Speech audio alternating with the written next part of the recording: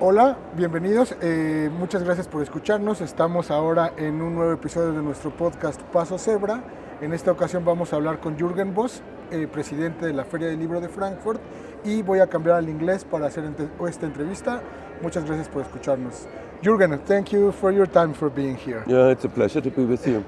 So, Frankfurt Book Fair, of course, is the most important book related to contents in the world, and for us having you here is important. What is your perspective? What is, from the international side, what is the perspective you have for the Spanish markets, since we are in FIL Guadalajara? Yeah, you see Frankfurt Book Fair, Frankfurter Buchmesse has many different hats on, many different roles. On the one hand, it's the most international marketplace.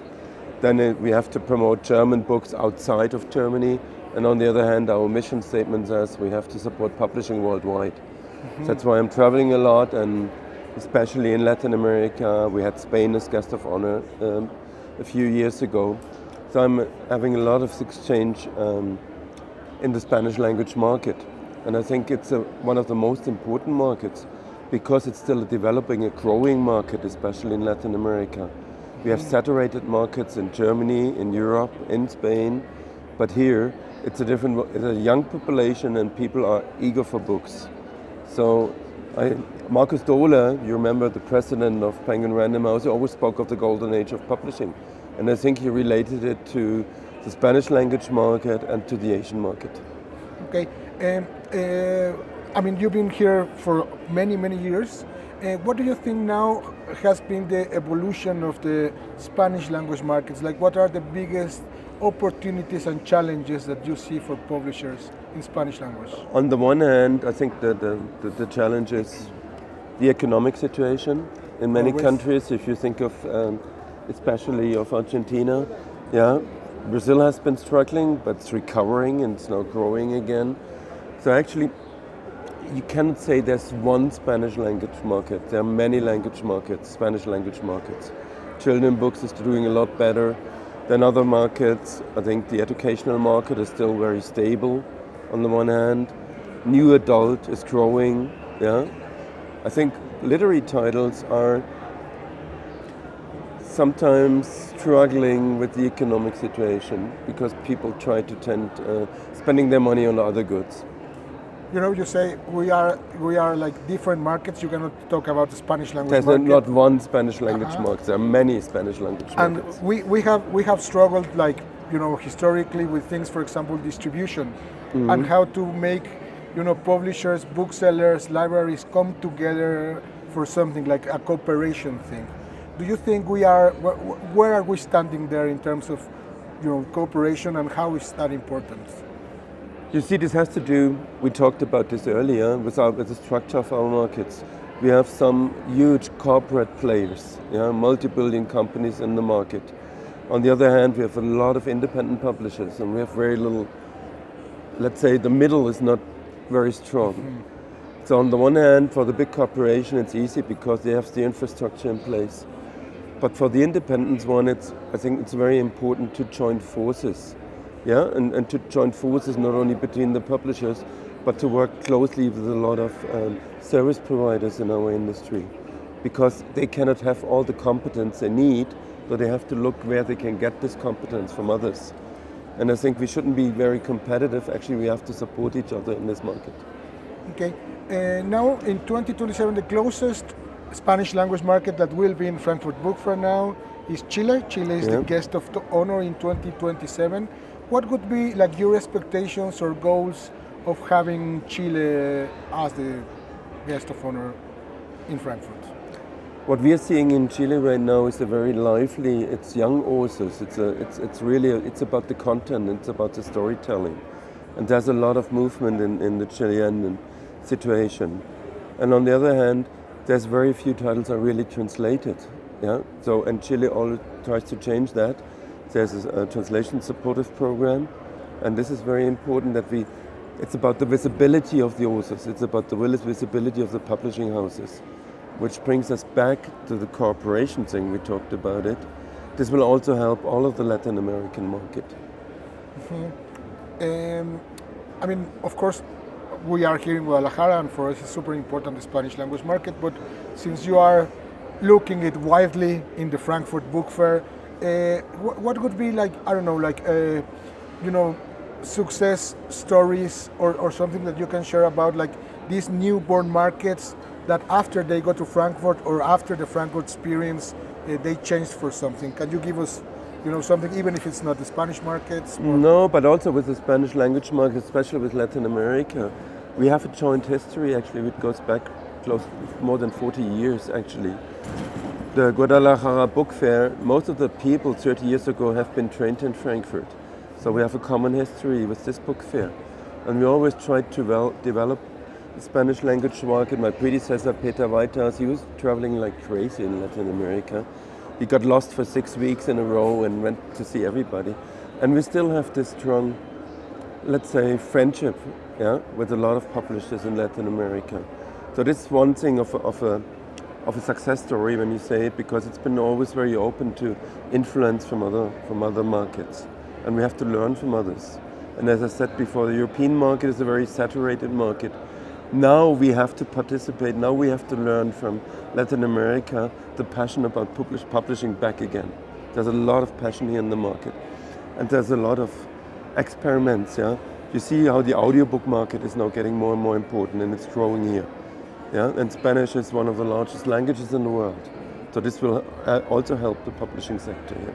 Yeah, we don't have budget, but we do have passion. You have a lot of passion. And I think you have to have passion in publishing, because it's not an industry where you will become very, very rich in a very fast time. We're not cryptocurrency business. But again, nobody can. We are education, we are entertainment, I think publishing is the best industry you can be in. It's a lot of nice people, and again, they are passionate about what they are doing. Okay, like in Frankfurt, you of course, you just said some things like audiobooks are growing in Spanish language, digital projects. We have these words, like big words, trying to get the idea: digital, metadata, transmedia. What do you see, or where are we going? At least from the Frankfurt Book Fair, where are the contents going? Like, what do you see in the horizon, in the future of this passionate industry? Actually, again, there's not this one industry.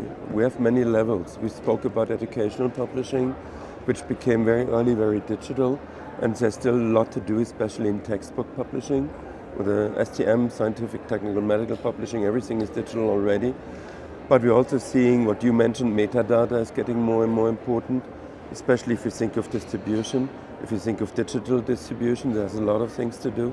So we have to work, we have to train people, we have to educate people, we have to build networks. We as an industry, and we have to, as a book fair, Guadalajara or Frankfurt, we have to support this. So it's a lot of work to do still. Okay. Frankfurt always is super, like the discussions we have generally actually come from the Frankfurt Book Fair. Like this is the first or the touching point from the discussions that happen later in the book industry. What are the plans, or what are your ideas for the close future for Frankfurt? Is something new developing? As you mentioned it's coming up, I think, every year. And we are in the lucky situation that we have a tradition of 500 years. So on the one hand, we can look back, and we tried a lot of things before, and we can try new things. On the other hand, we are the most international marketplace for books and storytelling. So we can see what's happening there might work in another place as well. He has a crazy idea. Maybe we can adapt this idea. And this is very helpful to look what everybody else, benchmarking what everybody else is doing. What I'm seeing right now is that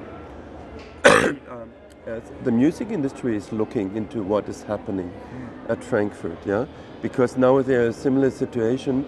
The streaming of music, if you think of Apple Music or Spotify, is very similar to what's happening in our industry, with the streaming of books, with subscription business in the book. So we can learn from each other, but actually we can use the same marketplaces as well.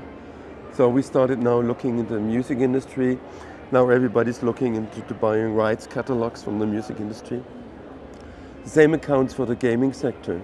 We just we formed a cooperation with the Bologna Children Book Fair, about the gaming sector. It comes from children, young adult, But now we see gaming in education. We see it all over, gamification of education. So we have to look into what's happening in this sector. And the third sector, I think it's very important, is everything that's happening with the film industry. It took us like 20 years to develop the market between books and film. But now we have a different situation with the streaming services. Everybody needs content, and who owns the content? The publishing industry. Our sector does own the content. So we have to see that we create a marketplace for the Netflix and Prime, Amazon Prime people of this world as well. And then, I mean, we're about to finish, but I would love to hear your ideas of the elephant in the room, the threat of the IA for the book industry. What do you think there? I've been talking in the past 2-3 years to publishers all over the world, and everybody's saying, yeah, on the one hand, AI can help us, yeah. Yeah, we can use it for the workflows in our publishing houses. But on the other hand, what we are seeing, especially if you think translations, we have a big issue. What about copyright protection? What about the quality of the translation? What about the role of the editor? Is it going to change? So there are a lot of question marks. But usually, when I came to the Frankfurt Book Fair 20 years ago, everybody told me, now you're going into a sector, printed books are dying. And what I'm seeing here, yeah, it's growing, it's lively. And so I see we shouldn't see AI as a threat, actually, but we should see and explore the possibilities we have with AI, not forgetting copyright protection. I think that's a big issue. We have to look into copyright, the rights of the author, the rights of the publisher, the rights of the translator as well. And if you still want quality translation, I don't see AI in the next 10 years taking over. Okay. Just to finish, what is like the agenda for Frankfurt? What are the next guest of honors or projects or something you can share? I know there are things that you cannot share. No, you know, for a guest of honor or focus in Frankfurt, it always takes at least 3 years to prepare it. And what you see in Frankfurt is only the tip of the iceberg, yeah, because what's behind it is a youth translation program.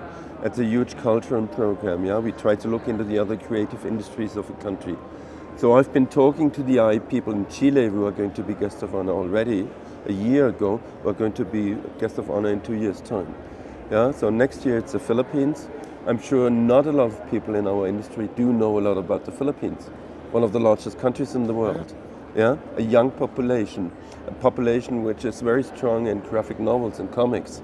So we can also learn from the Philippines. Then, having been in Asia, we go back to Europe. So we have the Czech Republic, very strong animation sector, yeah, and very strong storytelling.